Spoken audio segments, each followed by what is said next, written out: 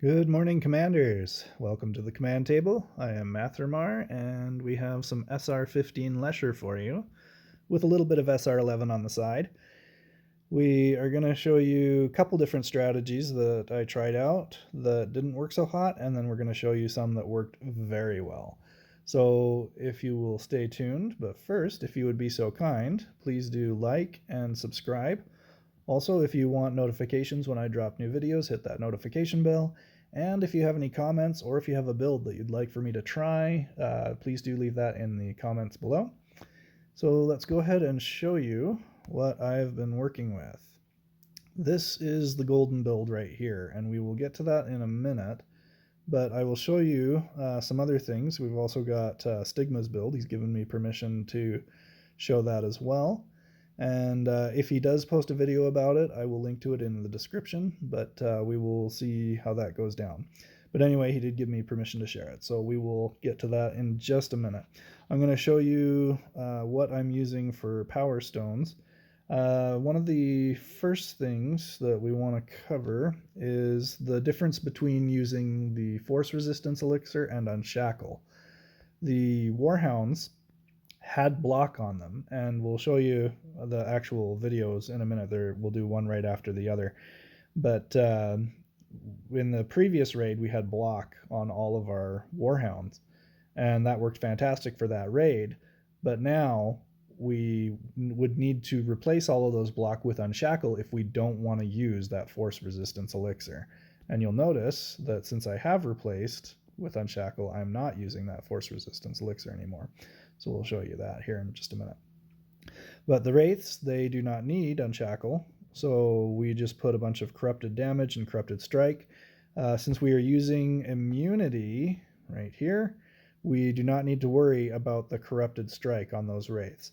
Normally you would, because the first hit from a Wraith will kill itself because of the feedback damage. 15% of the damage dealt will be dealt back to the unit.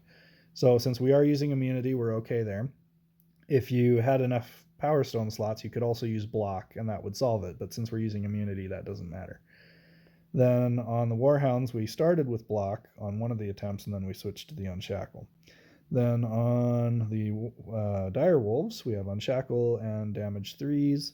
And on the Risen Warriors, we have Corrupted Strike and Unshackle. Again, Corrupted Strike probably wouldn't kill the Risen Warriors, but since we're using immunity, it doesn't matter.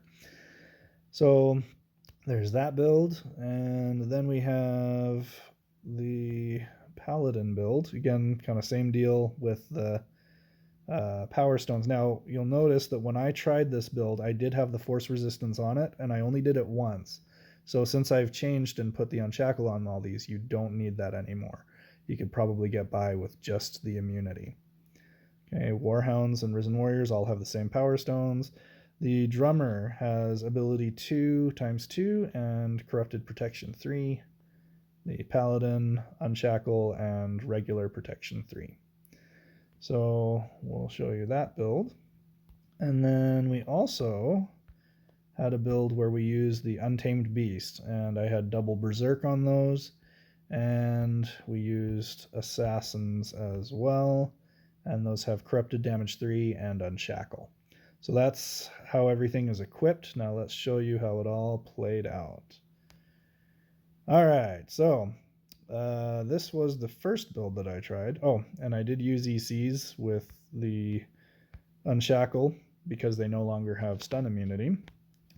So I used Unshackle and Berserk on them.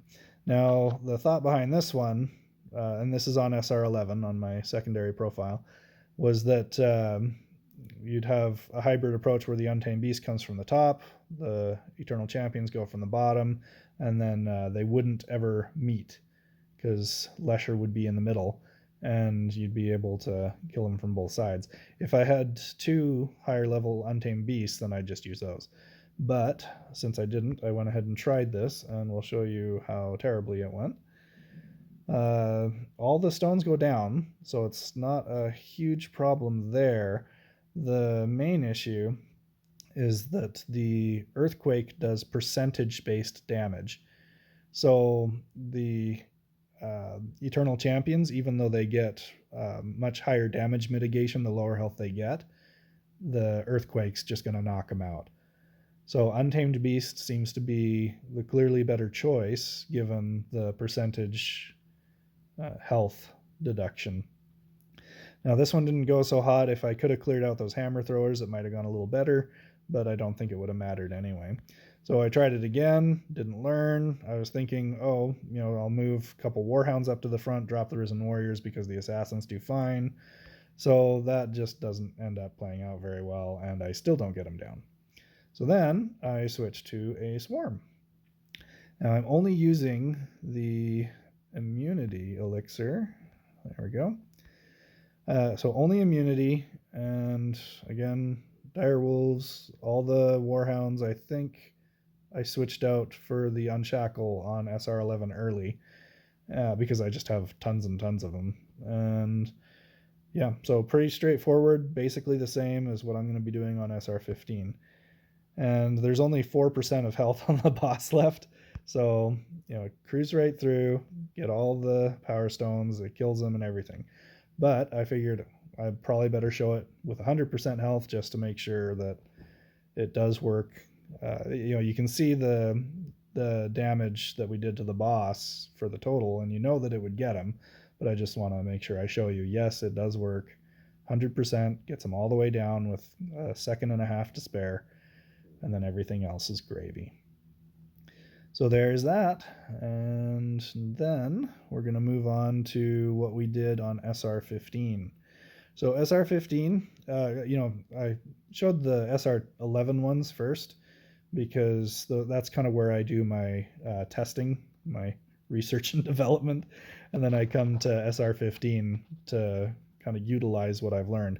So here I do have the higher level UBs, so I've got a 10 and a 9, and then I've got the Assassins to take out the Lifestones, Risen Warriors for backup, maybe not terribly crucial to have those Risen Warriors. You could probably put some other things up front, like maybe some more Warhounds or something like that.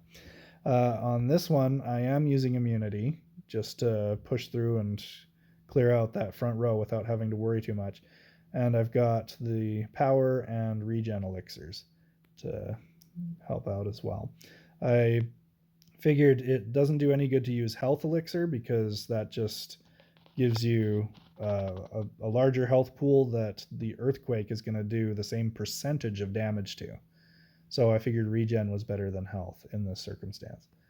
All right, and Untamed Beasts have double Berserk. They don't have to worry about the enhanced melee because there is stun resistance built into UBs. So let's go ahead and show you that. All right, so far so good. All the Lifestones are down very quickly. Risen Warriors probably aren't even necessary. You could probably put more Warhounds on the front and it would clear up a lot of that garbage. And then we get close into the boss. And this was my first attempt on SR15. Now I'm using Amulet of the Panther Queen because the ring, it only has a limited time on its buff for when it's operational, whereas this one, whenever the UBs go below 50% health, they start attacking very quickly. So down one UB, and we're getting really close here. There goes a lot of health with that Earthquake. It's going to get real close. 5, 4, 3, 2, 1. Poof, dead. Wow, you do not get much closer than that. So, yeah, barely eked out the heart there, and that was pretty expensive. That was 3 Elixirs. So then we go to 2 Elixirs, and this is Stigma's build. So here we have the Paladin, the Drummer, a whole bunch of Warhounds, Direwolves, and the Risen Warriors, just like we showed you in the beginning. And we're using the Force and Stun Resist because I had not at this point changed out for the Unshackle on all the Warhounds. And then the immunity is needed just to clear everything and get to the boss. So here we go. And we're using Primal Warhorn. And we're using the Ring of Unity and the Eyes of the Ancient One. Okay, all the stones go down very easily. Health gone. And able to take a couple of hits because they've all got block, but then boom. Once that block is expended, they're toast. I might be able to switch out some Warhounds for the Direwolves. May not clear as fast, but everything would probably live longer, and it might have kind of a more sustained damage. But even then, that percentage health from the Earthquake just nukes the crap out of everything. So thank you, Stigma. 2 elixir build there. Again, could be a 1 elixir build if you drop the force resistance elixir and put Unshackle on basically everything. So here we go to the 1 elixir Swarm. Well, this one's 2 elixirs because at this point I hadn't switched out the Unshackle yet. The going theory was, oh, save your Powerstones. And then I thought, I've got 17 of these stupid Unshackles. I'm just going to switch them out. So it goes very smoothly with the force resistance elixir, but I go ahead and switch it out. And then from here on out, it's just rinse, lather, repeat. There's, again, just 1 elixir now. I don't have to worry about it because I put Unshackle on everything. If you don't have Unshackle, then force resistance is the way to go. But yeah, I figure I have them. Why not use them? So there it is. Thanks so much for watching. Appreciate you guys supporting the channel. Again, please do like and subscribe, and we will have some more content for you soon. So thanks, and we'll see you then.